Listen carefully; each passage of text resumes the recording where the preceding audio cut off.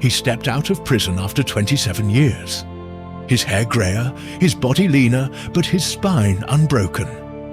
The cameras clicked. The world held its breath. Nelson Mandela had entered Robben Island as prisoner, 1466-64. And now he walked free, not with bitterness, not with vengeance, but with a smile and an open hand.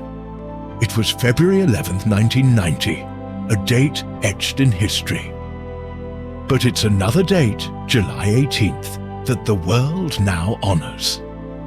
The birthday of the man who taught us that forgiveness is more powerful than revenge, that dignity can survive brutality, and that one person's courage can transform an entire nation. Nelson Mandela International Day isn't just a celebration of his life. It's a call to action, a global reminder that we too can be agents of change. But before we understand the day, we have to understand the man and the world he changed.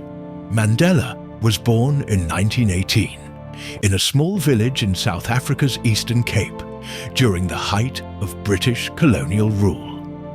His birth name, Rolihlahla, meant pulling the branch of a tree, a Xhosa idiom for troublemaker. It turned out to be prophetic. From a young age, Mandela saw the strange duality of his world. On one side, proud African traditions, rituals, songs, community. On the other, the creeping machinery of apartheid, a system designed to crush black lives under the weight of white supremacy. He studied law, not to climb the social ladder, but to break the walls that kept his people trapped. In the 1950s, he joined the African National Congress and co-founded the ANC Youth League. Peaceful protests, boycotts, speeches in smoky halls. The dream was simple: equality. But the price? Anything but. When the government cracked down, Mandela went underground. He changed disguises, moved in secret, became known as the Black Pimpernel. And when he finally called for armed resistance, not out of hatred, but from despair, it sealed his fate. In 1962, Mandela was arrested. At the infamous Rivonia trial, he gave a speech that would echo across history. I have cherished the ideal of a democratic and free society. It is an ideal for which I am prepared to die. He was sentenced to life in prison. On Robben Island, he labored in a lime quarry under a blinding sun. He was allowed one visitor a year.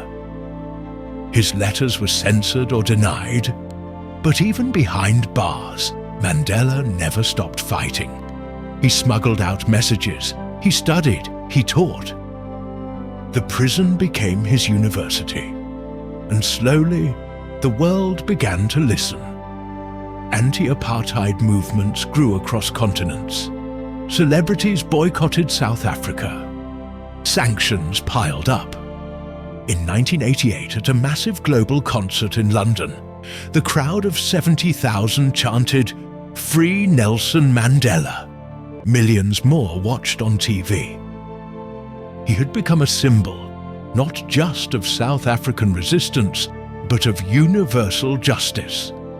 When he was finally released in 1990, something astonishing happened. Mandela did not call for violence. He didn't seek retribution. Instead, he negotiated. He spoke with his former captors. He walked a tightrope of peace, balancing anger and hope, compromise and principle.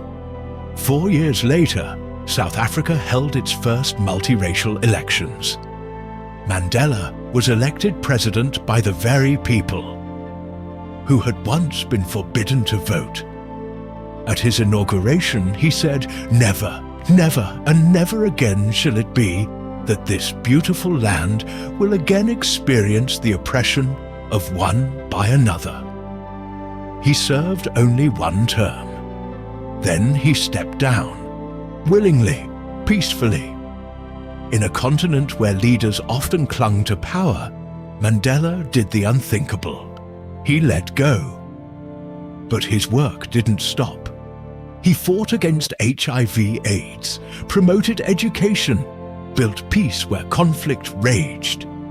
His voice, gentle, measured, firm, carried the moral weight of someone who had lived history and emerged with his humanity intact.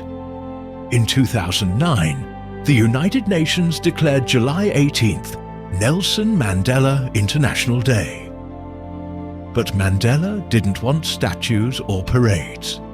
Instead, he asked for something simple: 67 minutes of service.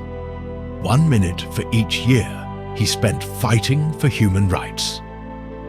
People began picking up litter, visiting the elderly, donating books, cleaning schools. In big cities and small villages, from Johannesburg to Jakarta. People honored him not with speeches, but with action. And that's the heart of it. Mandela Day isn't about watching documentaries or posting quotes.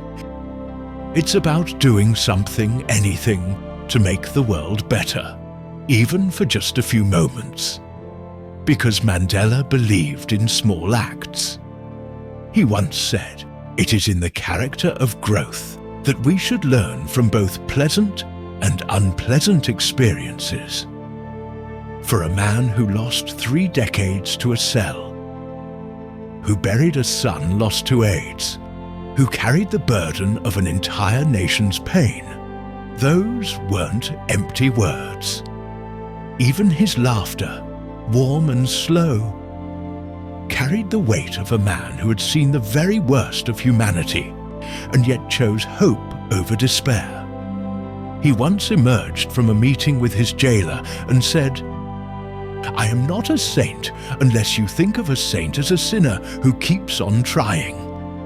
Mandela never claimed to be perfect, but he proved something profound: that courage isn't loud, it's steady; that forgiveness isn't weakness, it's strength; and that real change isn't delivered by heroes on pedestals, but by ordinary people doing quiet good. So on July 18th, ask yourself, what can you do in 67 minutes? Write a letter to someone who's lonely, feed someone who's hungry, mentor a child, plant a tree, speak up when it's easier to stay silent. Because somewhere, someone is still trapped by poverty, by prejudice, by injustice. And Mandela's legacy doesn't live in bronze statues or school names. It lives in the choices we make every day. What counts in life is not the mere fact that we have lived. It is what difference we have made to the lives of others, he once said.